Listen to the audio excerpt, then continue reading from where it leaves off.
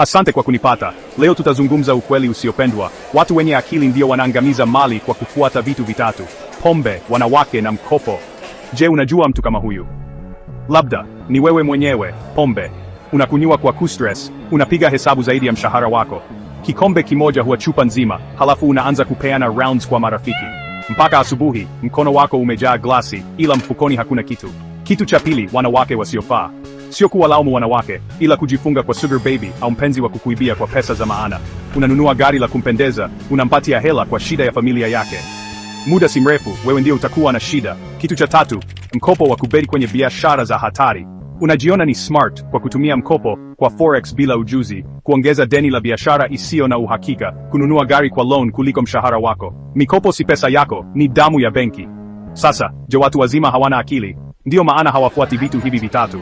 Wanaamini kauli za Kiswahili: pesa ndogo ya halali ni bora kuliko pesa nyingi za haramu. Kuwa na mpenzi mwenye busara ni hazina.